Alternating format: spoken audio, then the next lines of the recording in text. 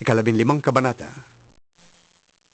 Pagkatapos, lumapit kay Jesus ang ilang Pariseo at mga tagapagturo ng kautusan na galing sa Jerusalem at siya'y tinanong nila, Bakit nilalabag ng mga alagad mo ang mga turong minana natin sa ating mga ninuno? Kumakain sila nang hindi muna naguhugas ng kamay ayon sa paraang ipinag-uutos. Sinagot sila ni Jesus, Bakit naman ninyo nilalabag ang utos ng Diyos dahil sa inyong minanang mga turo?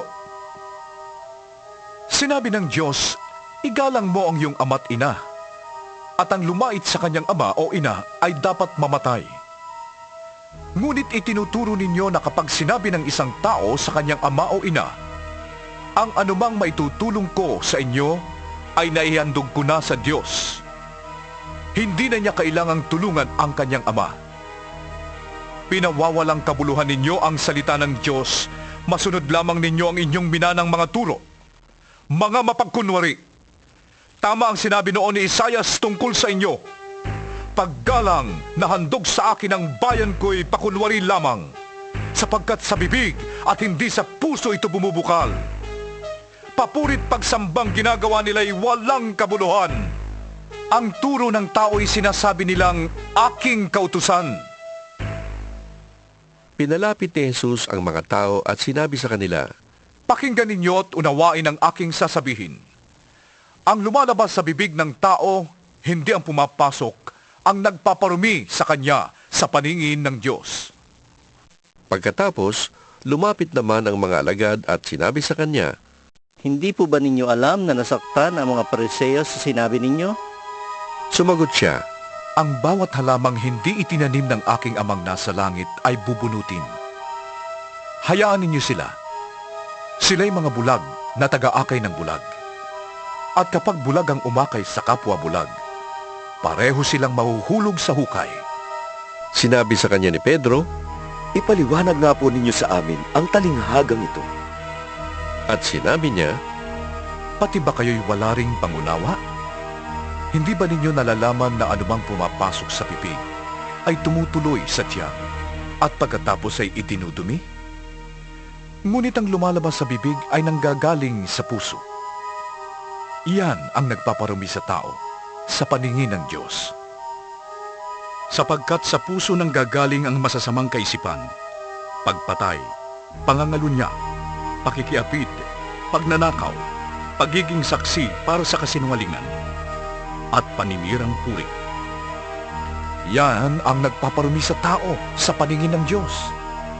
Hindi nagiging marumi ang isang tao kung siya man ay kumain ng hindi muna naguhugas ng kamay sa paraang naayon sa minanang turo. Umalis doon si Jesus at nagpunta sa lupaing malapit sa Tiro at Sidon. Lumapit sa kanya ang isang Kananea na naninirahan doon at sumigaw, Panginoon, anak ni David, mahabag po kayo sa akin. Ang anak kong babae ay sinasaniba ng demonyo at labis na pinapahirapan. Ngunit hindi siya pinansin ni Jesus. Lumapit ang kanyang mga alagad at sinabi kay Jesus, Paalisin na nga po ninyo siya. Napakaingay niya at sunod ng sunod sa atin. Sumagot si Jesus, Sa mga naliligaw na tupa ng sambahayan ng Israel lamang ako sinugo. Ngunit lumapit sa kanya ang babae, lumuhod at nagmakaawa. Tulungan po ninyo ako, Panginoon. Sumagot si Jesus, Hindi dapat kunin ang pagkain ng mga bata upang ihagis sa mga aso. Tunay nga po, Panginoon.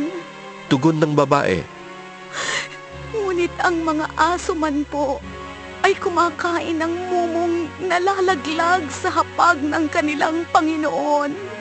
At sinabi sa kanya ni Jesus, Napakalaki ng iyong pananampalataya. Mangyayari ang hinihiling mo. at noon di gumaling ang kanyang anak. Pag-alis doon, nagbalik si Jesus sa tabi ng lawa ng Galilea. Umakyat siya sa bundok at naupo. Nagdatingan naman ang napakaraming taong may dalang mga pilay, bulag, lumpo, pipi at marami pang iba. Inilagay nila ang mga may sakit sa paanan ni Jesus at sila'y pinagaling niya. Namangha ang mga tao nang makita nilang nakakapagsalita na ang mga pipi. Gumaling ang mga lumpo, nakakalakad na ang mga pilay, at nakakakita na ang mga bulag. At nagpuri sila sa Diyos ng Israel. Tinawag ni Jesus ang kanyang mga alagad at sinabi sa kanila, Nahahabag ako sa mga taong ito. 3 araw na ngayong kasama natin sila at wala na silang pagkain. Ayokong paalisin sila ng gutom. Baka sila mahilo sa daan. Sinabi naman ng mga alagad, Saan po tayo kukuha ng sapat na pagkain? Para sa ganito karaming tao sa ilang na ito. Ilang tinapay ang nariyan? tanong ni Jesus sa kanila. 7 po, Sagot nila, at mayroon pang ilang maliliit na isda. pinaupo ni Jesus sa lupa ang mga tao. Kinuha niya ang 7 tinapay at ang mga isda at nagpasalamat siya sa Diyos. Pagkatapos, pinaghati-hati niya ang mga iyon at ibinigay sa mga alagad upang ipamahagi sa mga tao. Nakakain ang lahat at nabusog. At nang tipunin ng mga alagad ang tinapay na lumabis, nakapuno sila ng 7 kaing.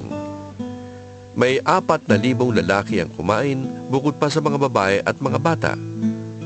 Pinauwi ni Jesus ang mga tao, saka siya sumakay sa bangka at nagtungo sa lupain ng Magadan.